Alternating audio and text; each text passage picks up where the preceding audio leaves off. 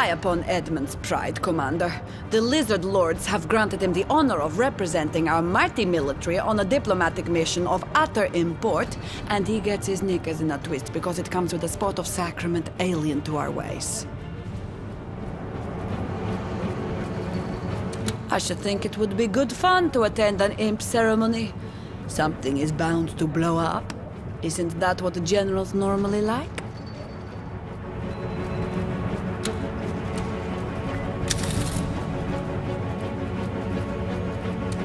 I must say, I don't envy Edmund, Commander. He's to bow and scrape afore an imp of all things. If 'twere any other general, I'd publicly protest. But that conceited tosser deserves to kiss dust once in a while. Remind him he walks the earth just like the rest of us. Well, except you, perhaps. Imps, Commander. Are they not truly the lowliest of all the races? Were it not for the hint of demon cunning in their blood, we most probably wouldn't speak to them as much as serve them for supper with a series of seasonal stuffings. As it is, however, the Lizard Lords have deemed it fit to strengthen the military cooperation between ourselves and those demoniacal dewdrops.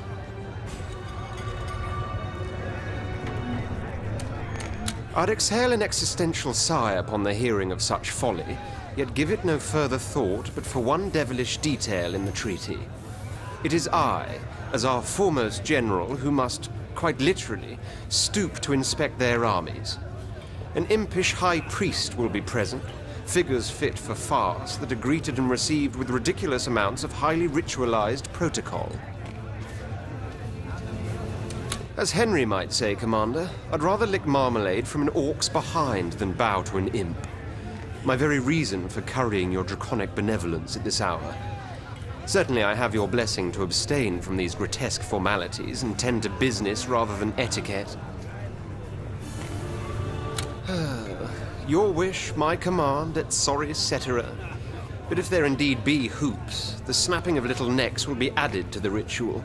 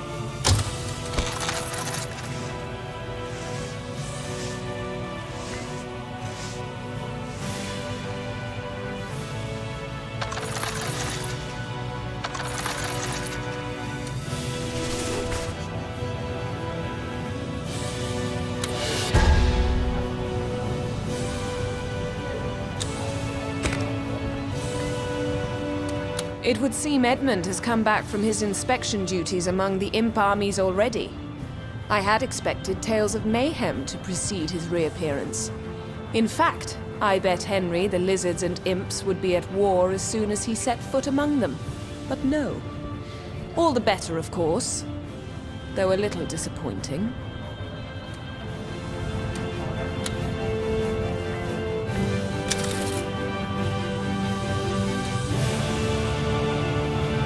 Commander, no doubt you rejoice at my swift return from the land of imps, that borough of blight, that cyst in civilization. Returned have I to more glorious heights. The gods I'd thank if I believed in any. Do forgive me if I appear exceptionally smug today, but I was very flattered, you see, to witness how my reputation precedes me even into the very crevices of the world. The imps had heard of my approach and my modicum of resentment for their rituals. I was therefore pleasantly surprised to be greeted with a cordial handshake no more. Yes, he was rather an agreeable chap, as a matter of fact. The High Priest, I mean. After the military inspection, we played chess and talked philosophy the night through. It goes without saying I won every game and lacerated his logic like an eagle its prey. But he was not as devoid of all intellect as I had expected his entire species to be. A comforting thought, somehow, knowing you trust them to strap explosive engines to your back. Frightfully boring folk, those lizards, Commander. That general of yours held our High Priest hostage with board games and chatter. Our engineers built a great tower just to blow it up again. A great gift for the envoy of our allies. But did he come and watch? No. Preferred conversation to combustion. What a nincompoop.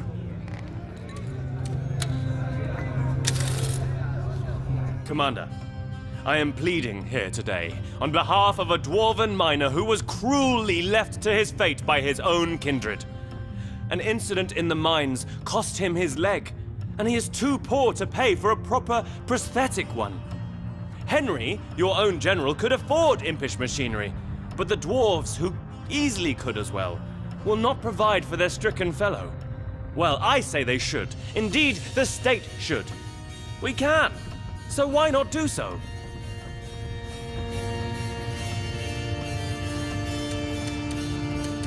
Just like diseases, accidents are simply punishments from the gods. If this misbegotten dwarf lost a leg, he probably took the Seven's names in vain, or forgot to say a prayer before dinner, and they saw it fit to make him attentive of his sin.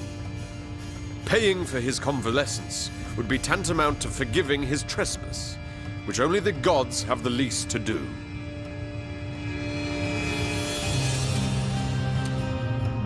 The people deserve a kind emperor and a generous one too. You are both, Commander.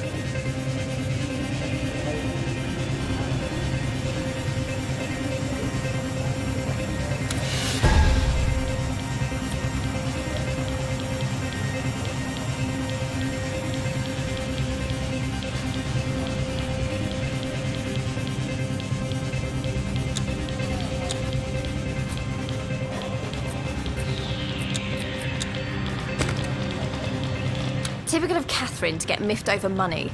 I don't care what they pay me as long as I get to brawl and booze. When Catherine is out of sorts, there seems to be no escaping her ire, Commander. I do understand her, though. For whilst equality among the civilized races is not to be found, I do uphold that women are every bit as capable as men, provided they are lizards.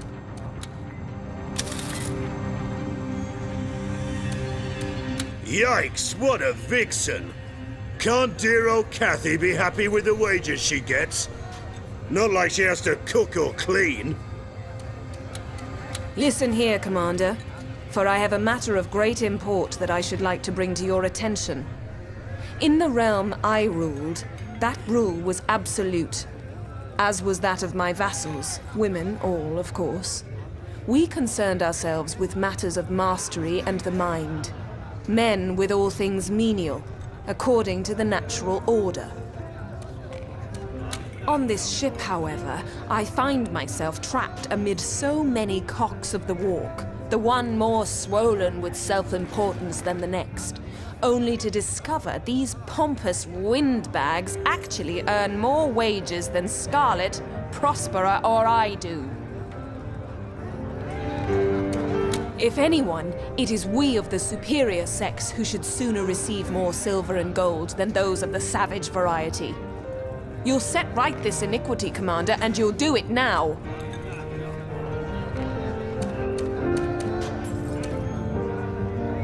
Good.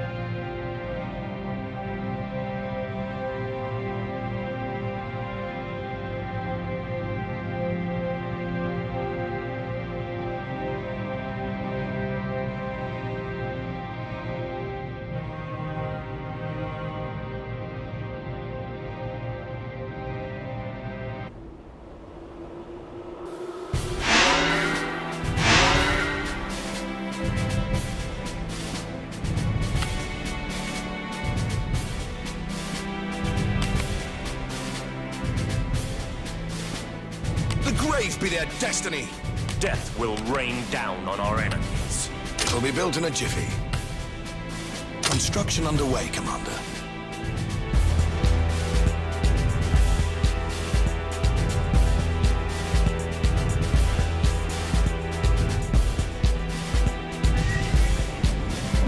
Who will break? Who will mend? I will crush their bones. The Emperor shows us the way. I'm going. Anti-ground turret completed.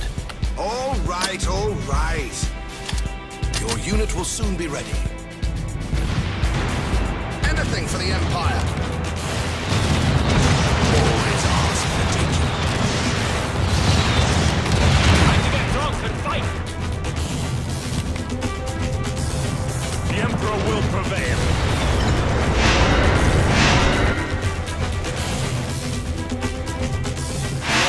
Be squished like grapes, sire. Okay, who took an arrow to the knee? They tell me enemy grenadiers have been issued with interbinoculars.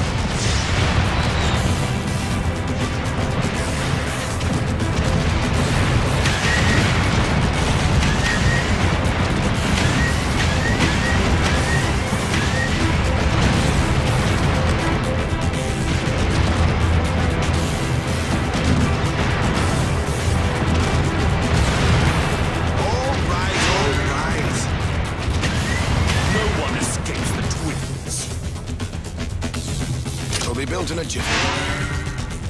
I will stand until my last breath. There is no reason to doubt your insight, sir.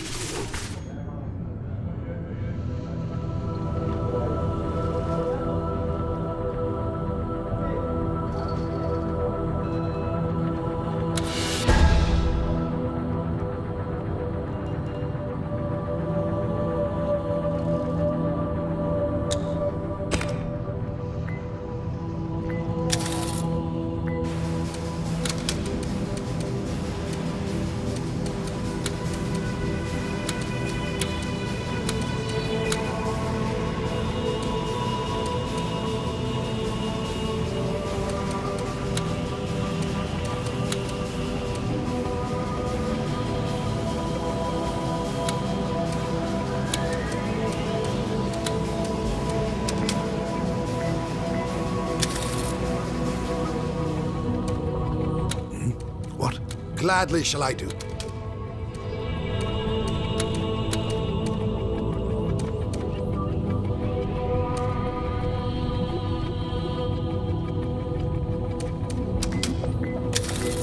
Commander, the war is displacing a great many people, and thus the influx of a great many foreigners into the realm is inevitable.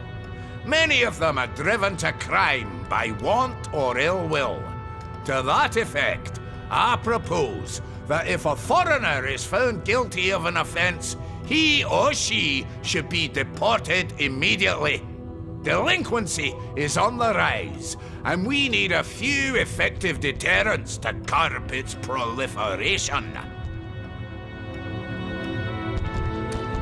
Foreign criminals seem to abound like sand on the beach these days, Commander.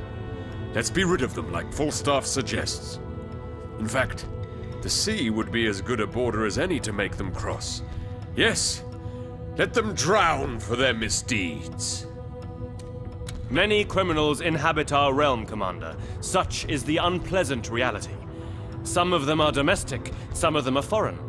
Punish them when they are caught, but do not make the distinction. Oberon and I are of the same mind in this matter, Commander.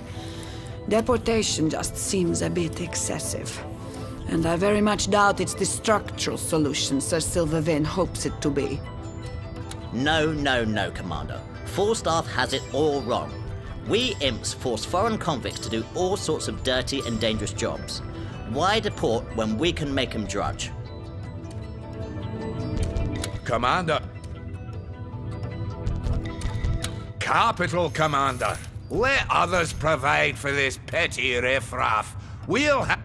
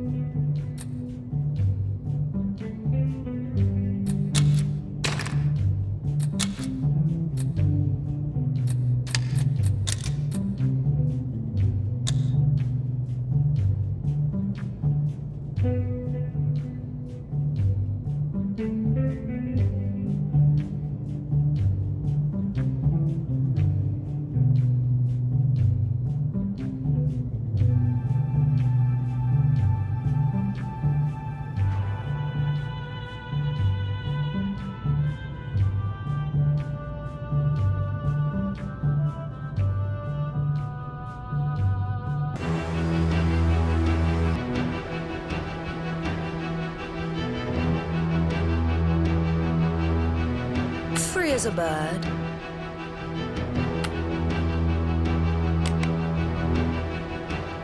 Troopers awaiting your decision, sire.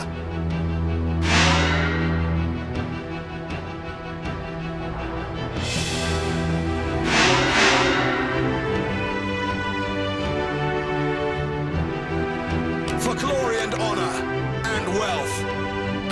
Construction in progress.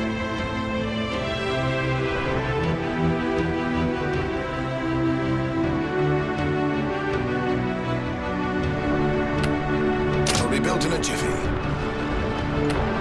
Construction underway, Commander.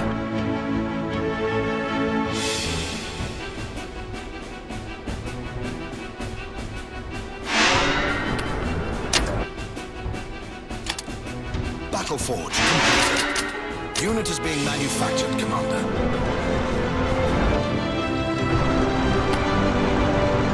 Anti-ground turret completed. I will stand until my last breath. Grenadier, fresh from the barracks. We'll crush them one leg at a time.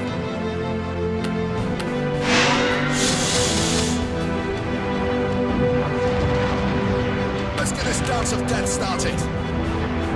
Walking beer keg, reporting for duty.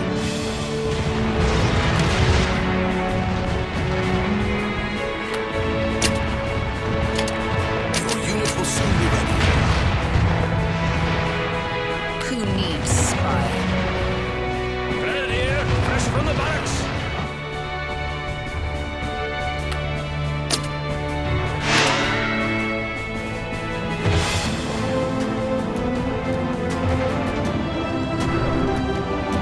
Anything for the Empire.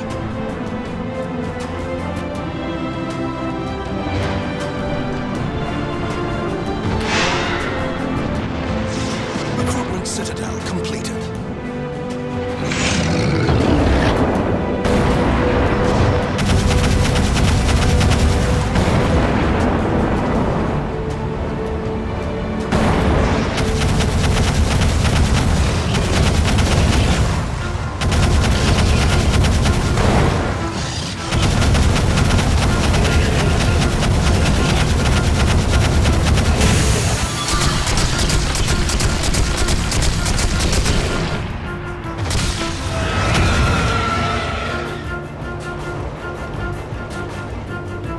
Construction underway, Commander. Troopers awaiting your decision, sire.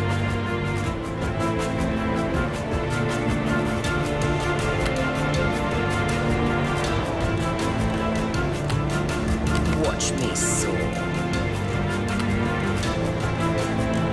Your unit will roll out momentarily, Commander. Construction in progress. Battle Forge completed.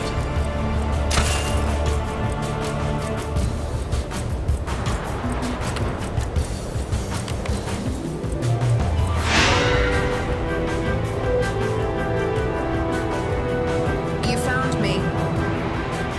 No man can stop us. That's impossible, Commander.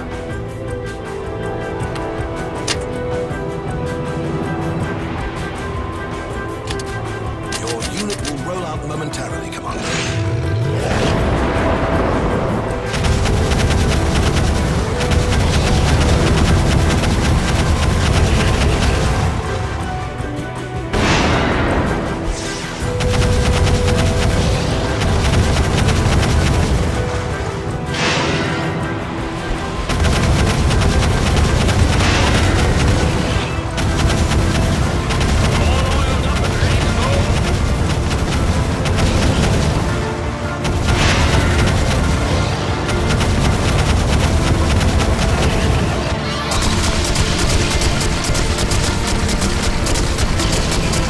That's impossible, Commander.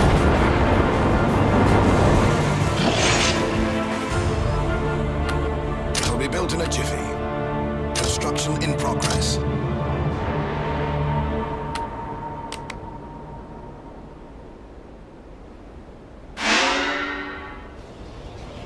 What's the medical emergency? I'm going. Rock and roll, baby.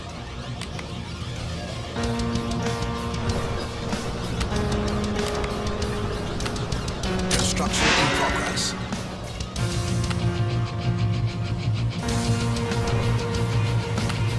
It'll be built in a jiffy. Recruitment citadel completed. Wall factory completed. Your unit will roll out momentarily, Commander. Your unit will soon be ready. Your unit will soon be ready. Grenadiers are filled up with ale!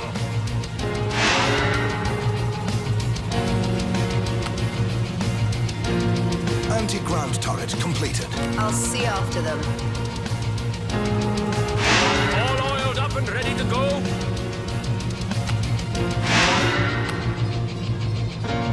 Grenadiers are filled up with ale!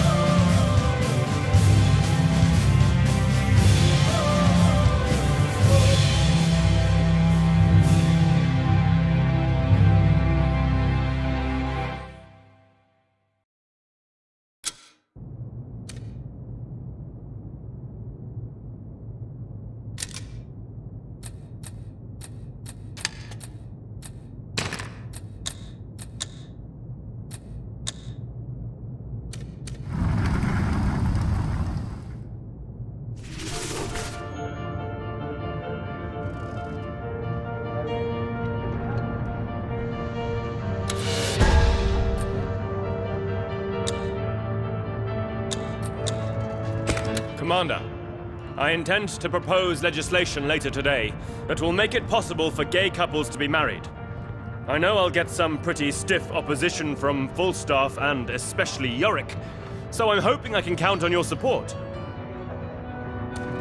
Sir Falstaff raises some proper concerns about family values and the likes, but that holier-than-thou collection of bones will prattle on and on about gods and such nonsense. Nothing we can't handle. So, Oberon is putting poof nuptials back on the agenda, is he? When will those blasted elves realize marriage is about procreation, not pleasure or passion? Can't these queers be happy with what they have? Used to shoot 'em on sight barely a century ago.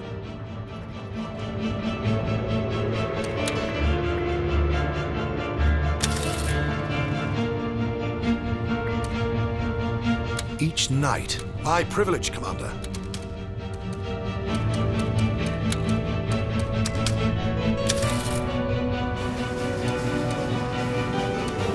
The Ravens sang new songs last night, my lord. Want to see the things can be my...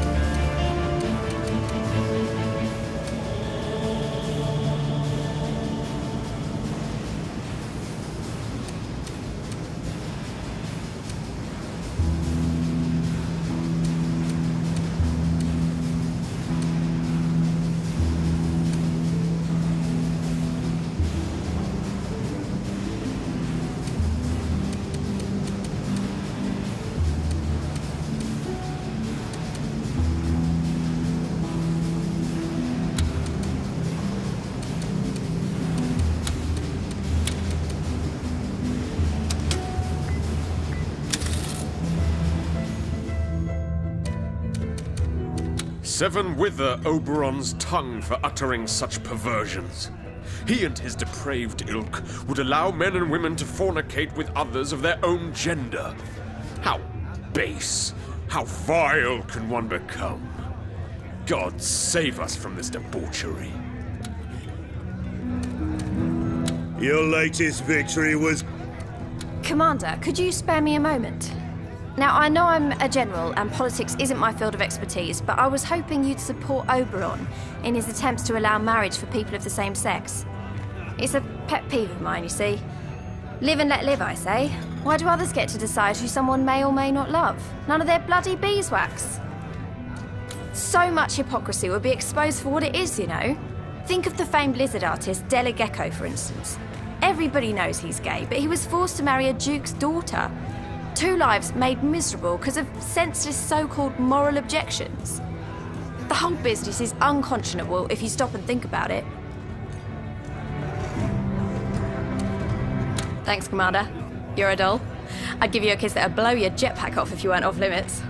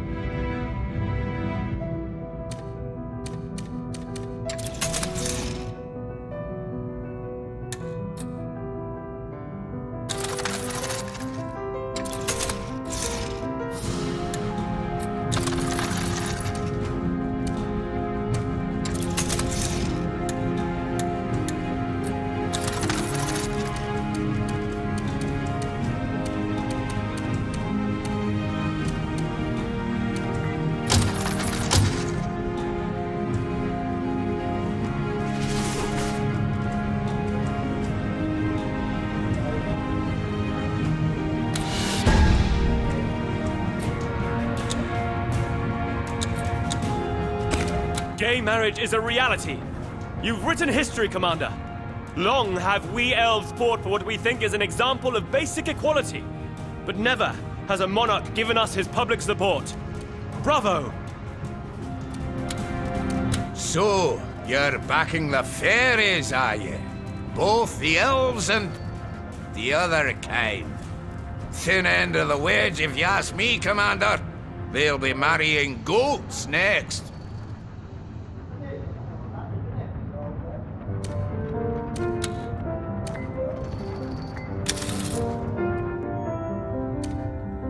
Thanks again for passing that new marriage law, Commander. There are these 2 lizard girls I know, and they tied the knot the moment the news broke. What a feast we had! I don't remember any of it.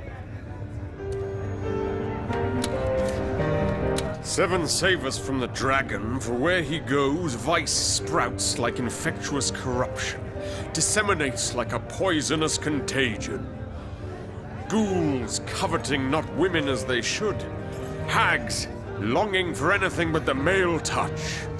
Abhorrent is the hell you stage.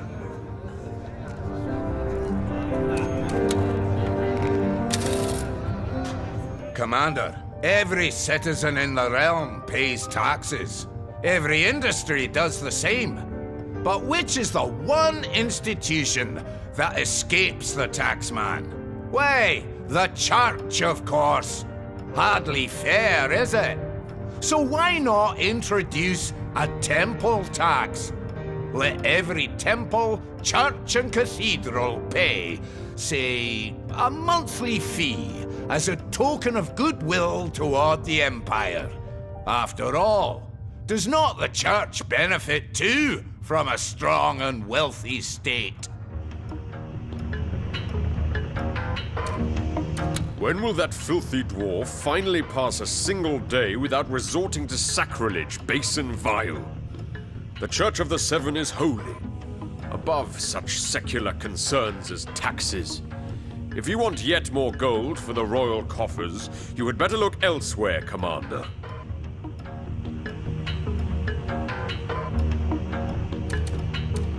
Introduce this new tax, Commander, and the Church will just demand more of the public in donations. So in the end, who will really pay? The man in the street. And they give more than their share already.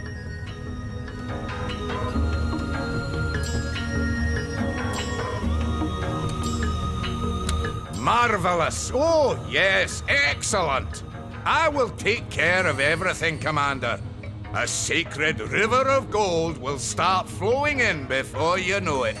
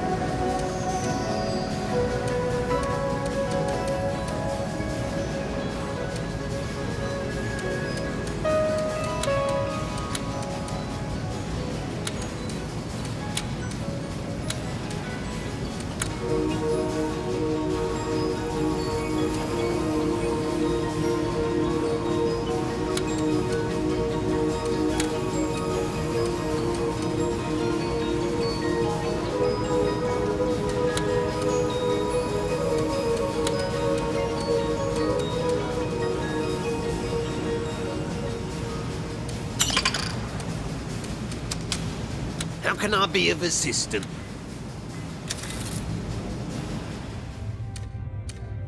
A dear old lady, our Prospera, but it saddens me to see senility is taking hold. She actually wants me to work together with that barrel of gin they call a general. It would be almost comical, if it weren't so galling. Commander, a word in your ear. There seems to be a spot of trouble in one of the provinces. Some lizard rebel running amok. Naught but a trifle that Prospera has requested us to deal with. But she wants me and Bloody Edmund to go together. Yes, he's a lizard too, it stands to reason. But the man's as pleasant as a cactus down your trousers. So if you don't mind, I'll go alone.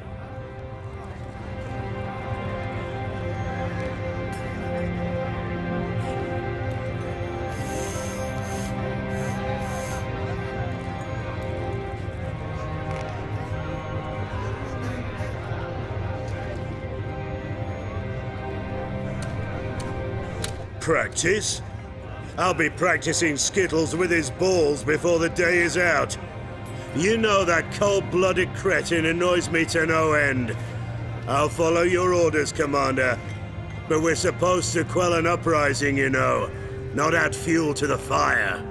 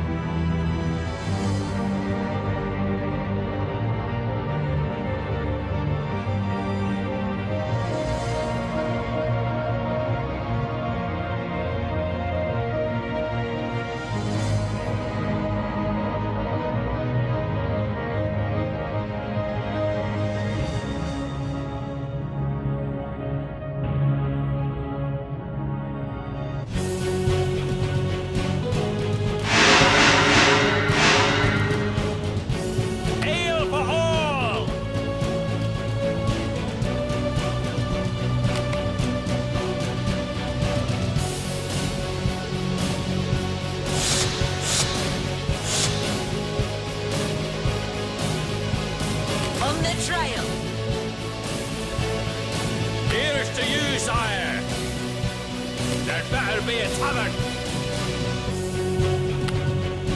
It'll be built in a jiffy.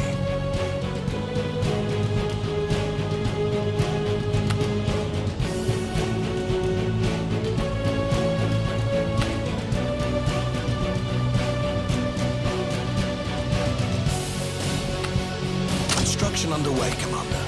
It'll be built in a jiffy.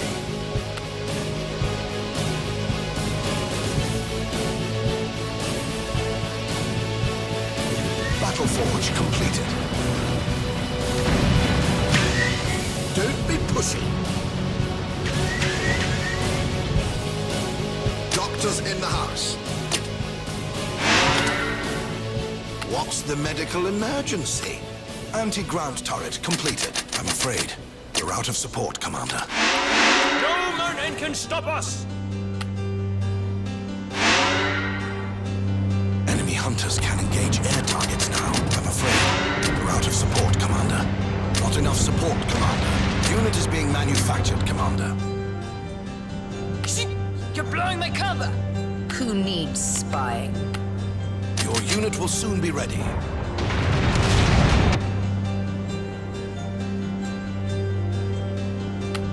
Construction underway, Commander.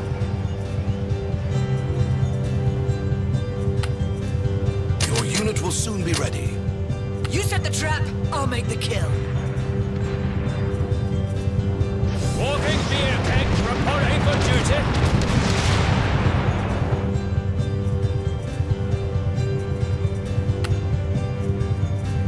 We're getting pinned here. Your unit will roll out momentarily, Commander.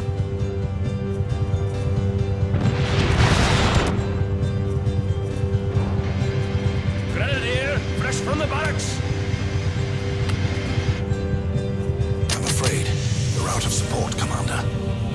Recruitment Citadel completed. Ale for all!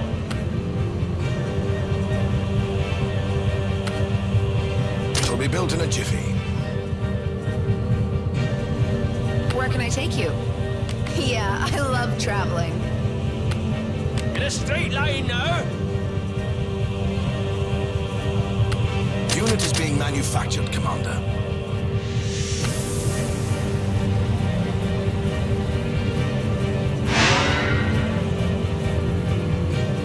Anti-ground target completed.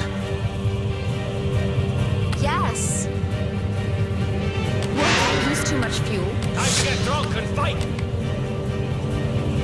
Yeah, I love traveling. Grenadiers are filled up with ale.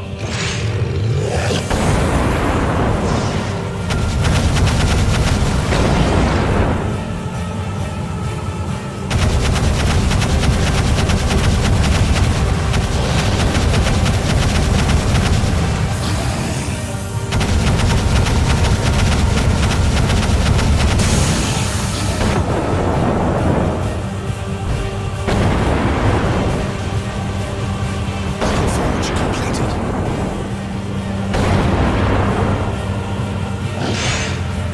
At your service. Exciting. Let's go.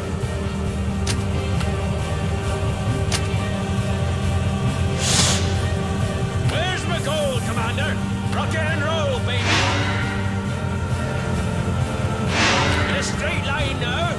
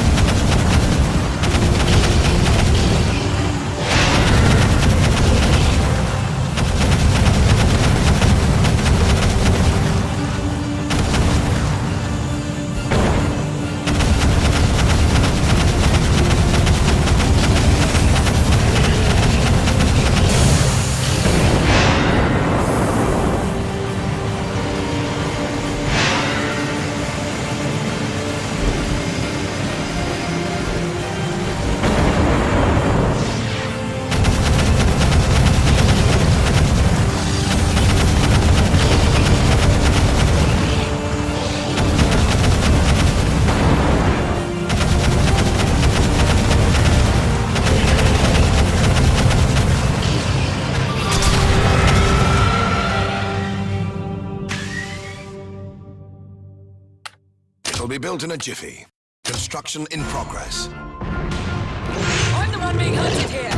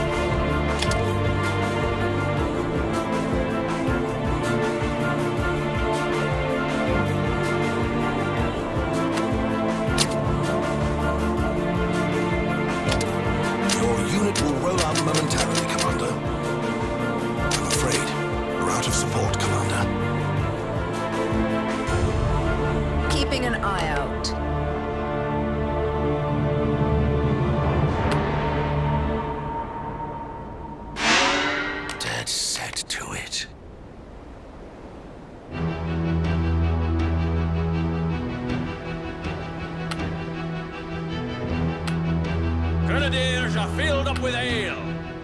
Not enough support, Commander. There's no I in team. There is a me in theirs. No?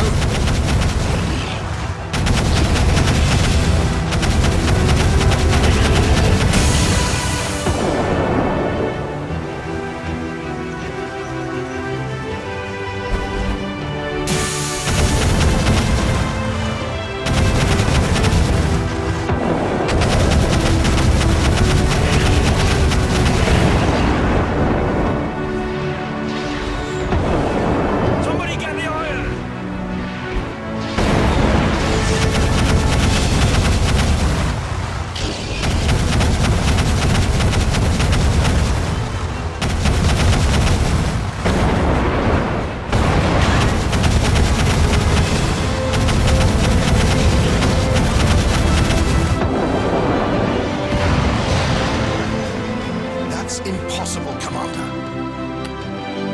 I'm going. I'll be drinking honey brew real soon. Sure, there's an interesting case.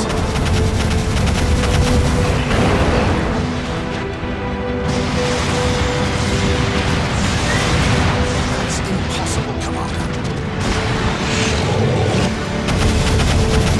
That is no good.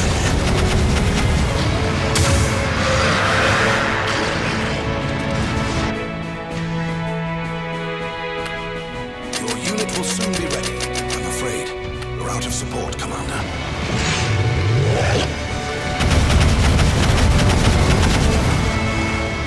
No one escapes the dreams. Grenadier, fresh from the barracks. Somebody get the oil. Losing ground, sire. Arms can transport troops and grenadiers, so don't be deceived by numbers. That's impossible, Commander. Grenadier, fresh from the barracks.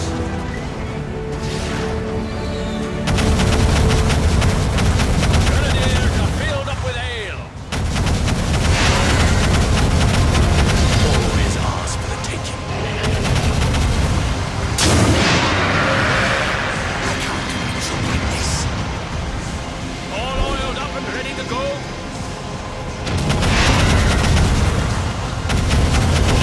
This machine is agile, Commander, but not that agile.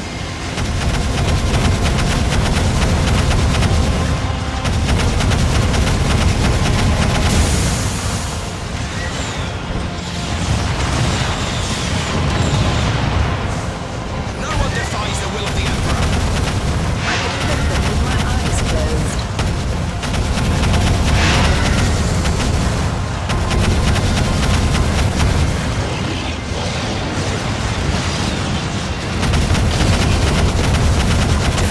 Right.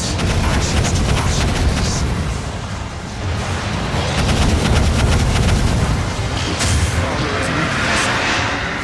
Bring me the spoils of war. Your unit will roll out momentarily, Commander. Enemy warlocks can close now, Commander. You don't want them popping up behind your back.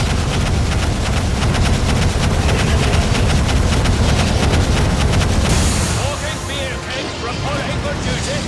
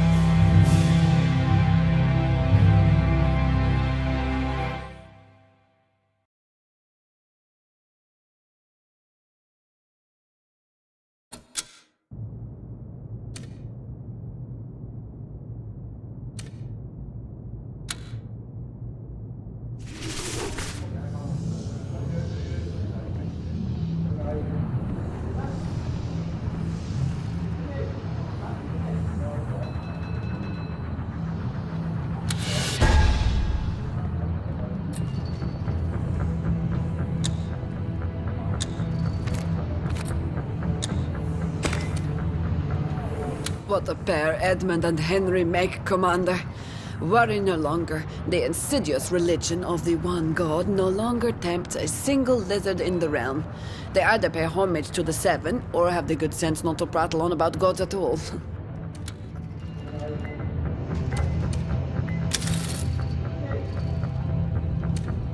Each night. My privilege, Commander.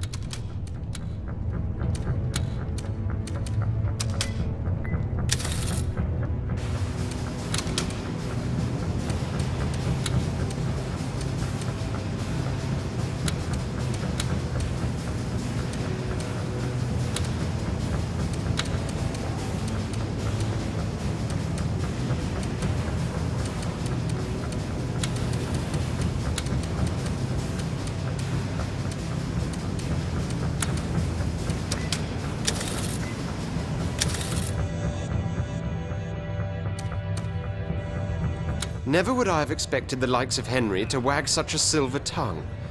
There must be some brain cells left neath that simian cranium of his after all. Holding on for dear life, I expect. We've returned from our mission, Commander. All's well among the lizards again. No more praise for the one god anymore, but proper prayer for the Seven, or whatever floats their boat. I was hoping for at least some resistance, so that I could spill a mite of their cold blood. But there was none to be had. Diplomacy, aka idle chatter, saved the day. Wasn't such a bad thing, looking back on it, that serpent of an Edmund tagged along. Obviously, we were plotting each other's demise from the get-go, but when push came to shove, we both wanted to appear the greater general, forced us to bring our A-game. Long story short, the cultists renounced their evil ways and were accepted back into society. Boring as fig stew, but prosperous over the moon. She can stay there for all I care.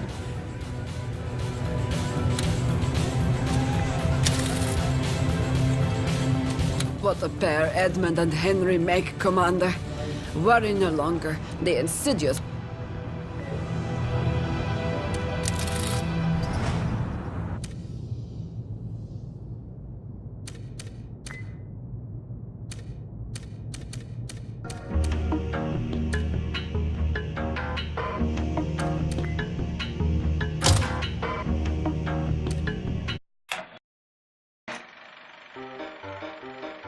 And so it came to pass that the Dragon Prince was initiated in the ways of war, and caught the attention of his siblings.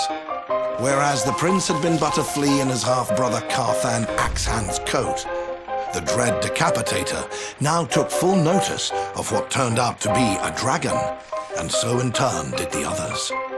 Yes, it was in the heartland of Rivellon that the war would be decided between the last of Sigurd's children. Carthan remained a threat, as did his sister Sybil the Silent, who had cut out her own tongue a long time ago to stop the voices in her head from babbling. And then there was Farran the Fleshless, who was convinced he wasn't human at all, but rather an undead, which he would demonstrate by slicing the flesh from his body. Such was the crazed company the Dragon Prince would have to fight. Such were the terrors he would have to overcome. And the way he did so is still studied by all strategists in Rivellon today.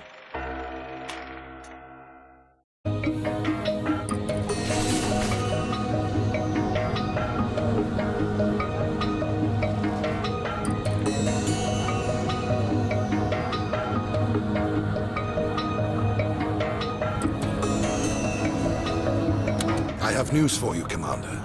Great, grave, or gratifying, I'll leave its interpretation to you. The fact of the matter is your victories have gone far from unnoticed. That much you knew. But they have also gone a long way toward uniting a shattered realm.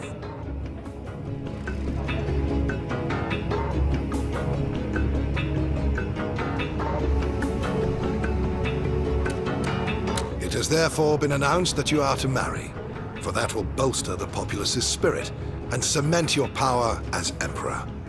Soon the finest princesses in the land will be here, bidding for your hand in marriage.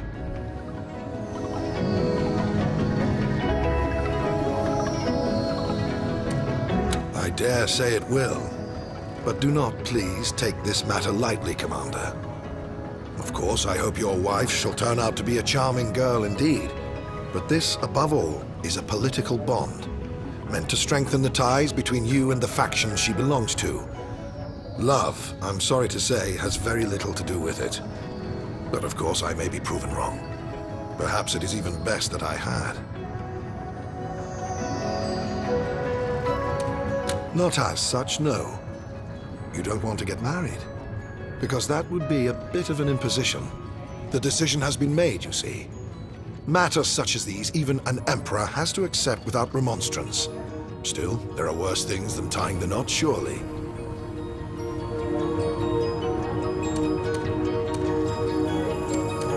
Very well, Commander. And while you fantasize about pretty princesses, I'll continue my studies. Grumio may find his inspiration in dreams, but I'll stick to books, thank you very much.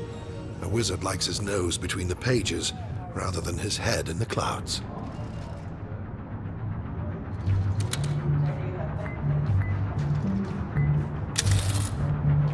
Commander, you know we elves sometimes stuff our pipes with a few Druidini leaves so as to experience its gentle, mind-altering effects. There are some that say its use should be outlawed, but I want to propose the exact opposite. Studies have shown this plant's medicinal use can do wonders to alleviate pain, so I think every doctor should be allowed to administer Druidini like any other remedy. Both in sickness and in health, we recognize the judgment of the gods, Commander, as we do in convalescence and death. Interfering by means of medicine is already a sin. Adding the use of vile narcotics to the equation merely aggravates the misdeed. What is it with the elves and their damnable love for hallucinogenic leaves? I've seen those who use it, sitting around with bloodshot eyes, talking gibberish. Medicinal! Malicious, more like. Commander, if Druidini truly possesses the qualities attributed to it by Oberon, and under responsible medical supervision it may be used to alleviate pain, well then of course I support the elven bid. It is only logical. Our studies show Oberon is correct, Commander. Sure, it took our researchers a very long time to write down their results, which they did in the weirdest of phrases, and for some reason they et. But one simply cannot dismiss their deductions.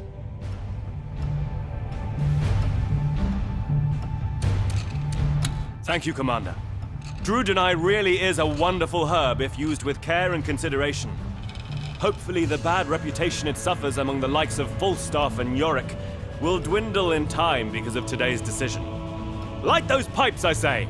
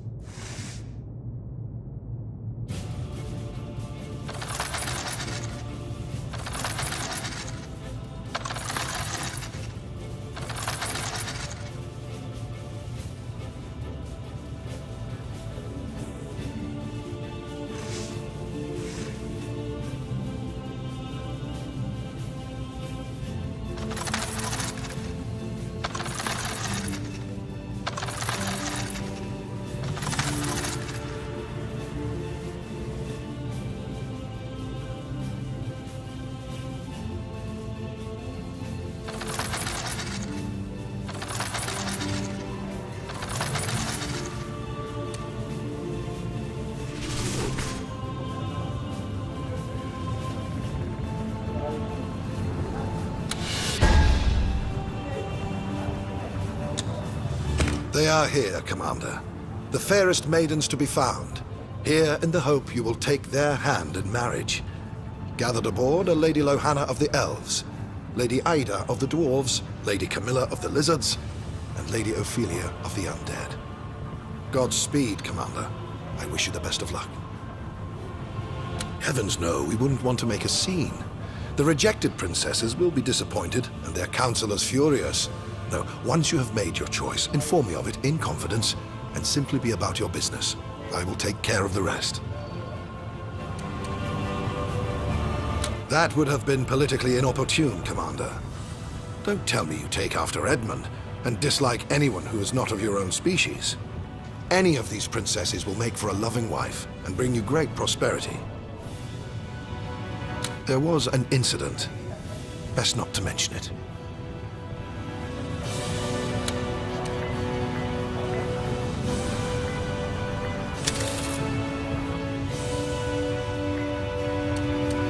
Shopping for a spouse, are we, Commander? I wonder what the return policy on these princesses is. No refund after they've been used? You dragons sure have a nice time of it, Commander. Who's it gonna be? That elf girl is cute. I mean, you know, not that I've been really looking. I envy you, Commander. You've 4 women here begging to make her yours. Bloody hell! I wish I were a dragon knight.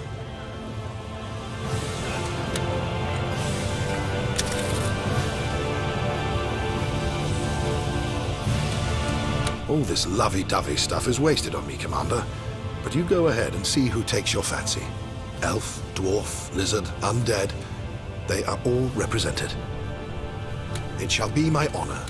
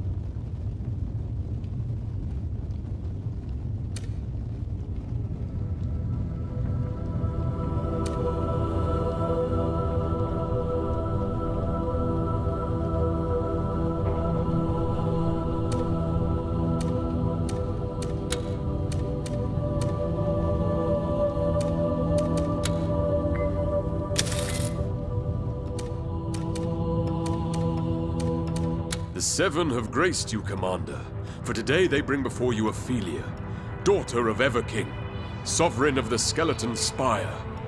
A more splendid princess is not to be found. Marry her, and the gods themselves will bless your union. Go on, girl. Don't be shy. Answer the dragon. My lord and emperor, I stand here before you because I was bid to, and thereby was I blessed. I am not worthy of your love, but should you choose to honor me with marriage, I should take it as a sign the Seven still savor my soul, and it will be my unwavering endeavor to earn the trust and affection you would bestow upon me. Grace be unto the gods and unto you, my sire and king.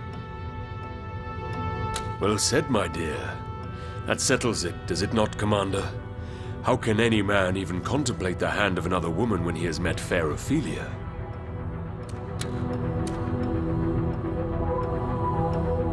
It's your lucky day, Commander, for I have with me the famed beauty Ida, Princess of Hammerdale.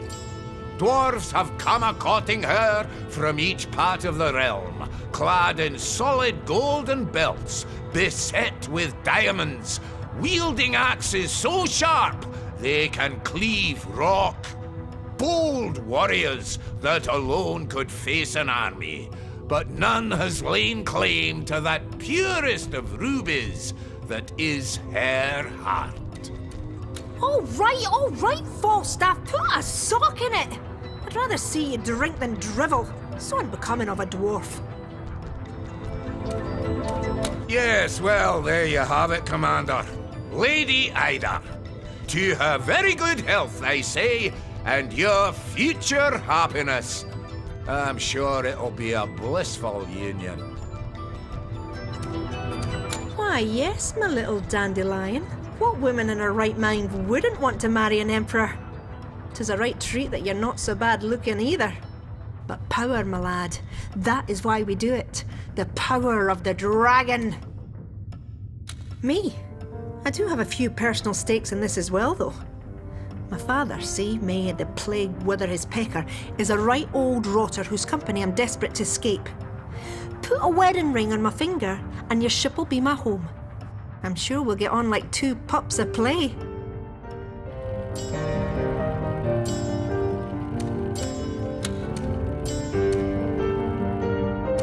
What a strange day this must be for you, Commander.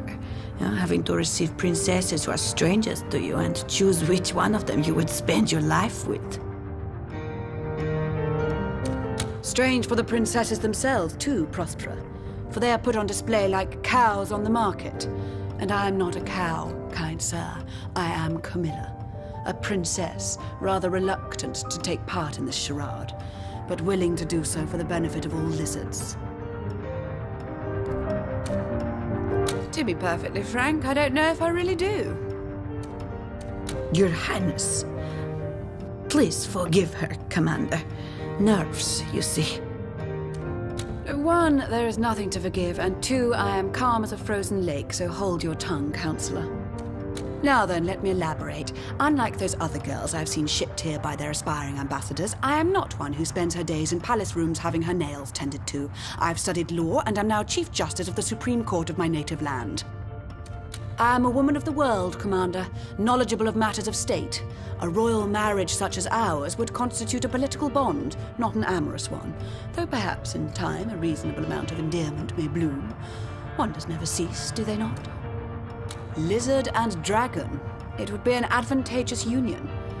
Think on it, Commander. What ambition I have compels me to hope I will be your cow, or should I say choice.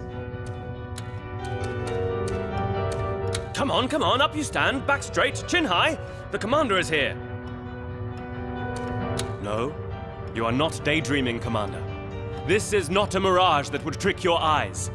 This unearthly beauty is real, and her name is Lohanna, Princess of all elves, the fairest fruit ever plucked from our Green Mother's world tree. I'll give you a moment to compose yourself, for not many can gaze upon her and be undaunted by the sight of purity perfected. The best reason of all. Love. Or so I hope. I have heard of your deeds and seen your portrait. Ever since, I admit I've been quite smitten with you, and when news of impending nuptials reached my dainty ears, I made certain Oberon would move mountains to ensure I'd get a chance to meet you. I know the very idea of love is often met with sardonic laughter in royal circles, where it is derided as a pleasantry that peasants may indulge in. But I would not have it so. Let love be your reason too, O dragon, should you contemplate our union. If not, I think I had rather not be chosen. Now, dear, don't put the commander on the spot. He's already head over heels in love with you, no doubt, as are all who have taken but a single look at you. And think of elven interests.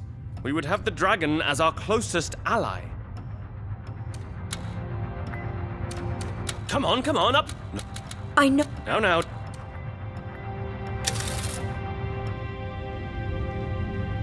All this lovey-dovey stuff is wasted on me, Commander. Wonderful.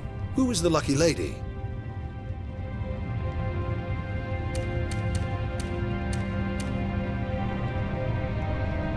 An astonishing beauty, is she not? Ah, to be a youngster of 500 again. Allow me to be the first to heartily congratulate you, Commander. I will make discreet arrangements for her stay and the departure of the others. All will have been taken care of when you return from the battlefield.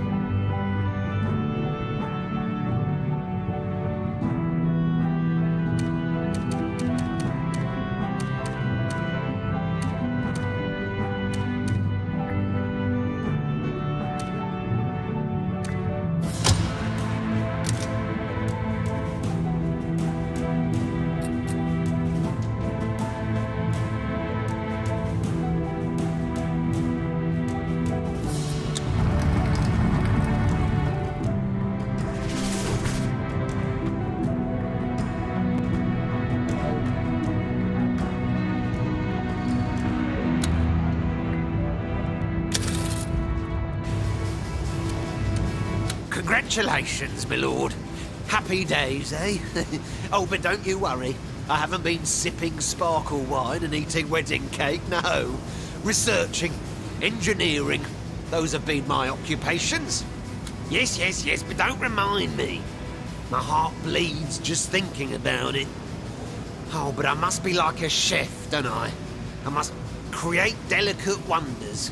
Impeccable blends of perfection in the knowledge they must all turn into wretched clumps of waste destined for the sewer.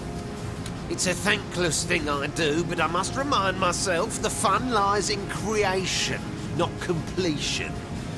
Can't be helped, my lord. We'll forge like not even a dwarf can, my lord.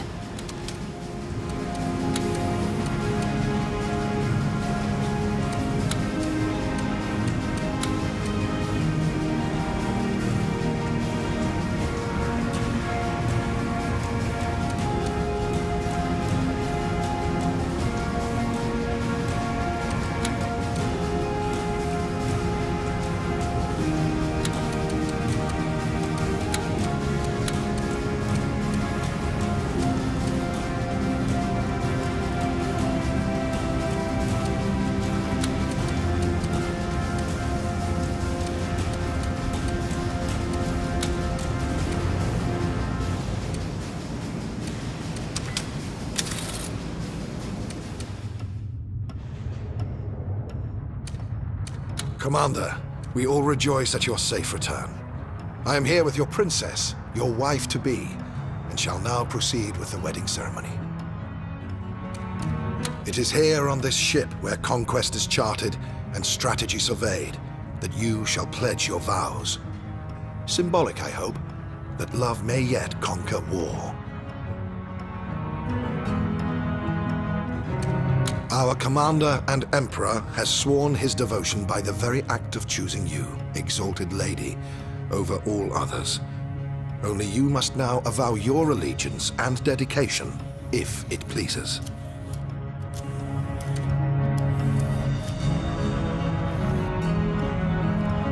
Lady Lohanna, do you take the dragon to be your husband, to love and cherish now and forever?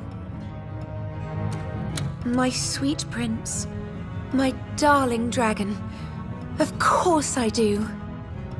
Then by the grace of the Almighty Seven, I now pronounce you man and wife. May joy and prosperity be your constant companions. Go forth, be merry, and make merry. Blessed be the both of you.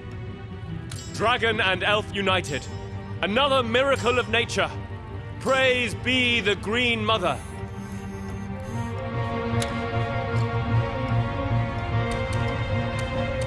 Praise be to gods and men, and elves and dragons too. For the ring round Lady Lohanna's exquisite finger envelops more than her dainty digit alone, Commander. It enfolds the bond that has been struck between you and my kin. Allies now, and allies still, when many years will have dyed my hair grey. All hail the Emperor! I shall not conceal your choice of a partner has been a blow to us lizards, but personally I can't really hold it against you. Lady Camilla has a frigid nature that makes her difficult to endure, let alone love. In short, I hope you and Lady Lohanna will be very happy, but beware the false smiling Oberon who lurks behind her. You're a married man now, Commander, but I bemoan your choice. An alliance with the dwarves would have made you rich, fabulously wealthy.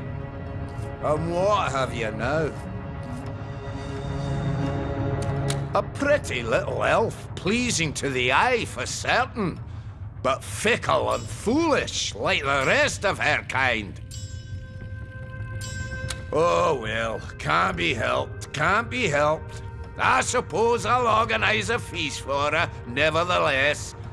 Dwarven tradition, and a good one at that.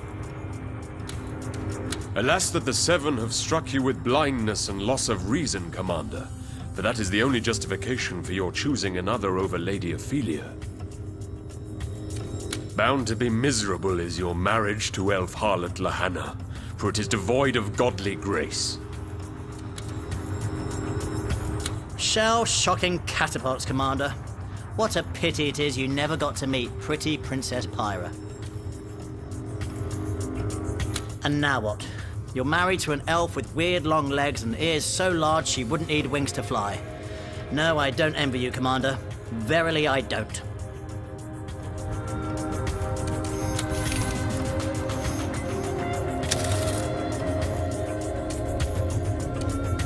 What a marvelous chamber this is! Truly made for a princess. Never have I seen steel wrought so delicately. So very different from our wooden elven homes, yet alike in elegance. As I admire this ship, I can't help but smile as I recall how some at High Court said my staying aboard the Raven would corrupt me, taint my elven nature. What nonsense. But I know Oberon will keep a watchful eye on me nonetheless, to guarantee I don't break with our traditions. Like a hawk he'll be, and I its fledgling. Oh, never mind, my sweet. I'm rambling about silly things, whereas we have a wedding to celebrate. I just know that you and I shall be blissfully happy. Do you really have to go back and fight that horrible war?